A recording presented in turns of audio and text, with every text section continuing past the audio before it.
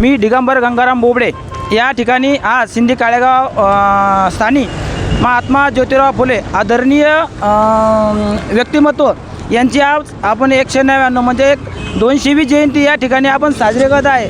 अशा या थोर महात्म्याचा या ठिकाणी आपण जे जयंती आपण साजरी करतो याच्या मागचं जे कारण आहे की त्यांचं जे कर्तव्य आहे, त्यांनी जे केलेली मोठी परिश्रम आहे किंवा त्यांचं जे कार्य आहे हे जगासमोर आणले जावं, त्याची लोकांना जाणीव व्हावी आणि त्याची प्रेरणा घेऊन सगळ्यांनी काम करावं। असं या आदरणीय व्यक्तिमत्वाचं, असं या थोर महात्म्याचं इतकं मोठं कार्य आहे की ते सांगता सांगता संपत नाही। अशा या व्यक्तीचा जन्म 11 एप्रिल 1827 साली झालेला आहे आणि त्यांनी आपल्या आयुष्यामध्ये इतके मोठे किंवा महत्त्वाचे कार्य केले आहे की ते आज आपल्यासाठी खूप महत्त्वाचे ठरले आहे।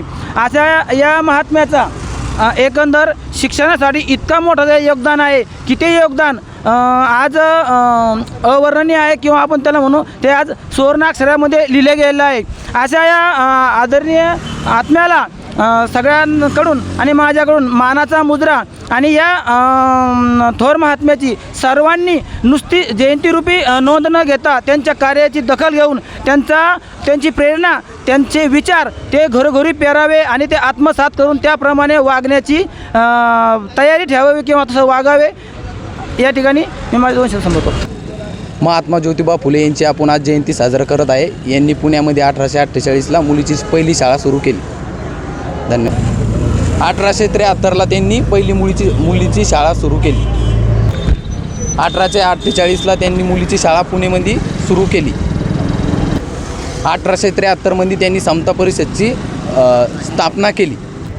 शेतकऱ्याचा आसूड हे पुस्तक त्यांचं पहिलं क्रांतिकारी पुस्तक होते।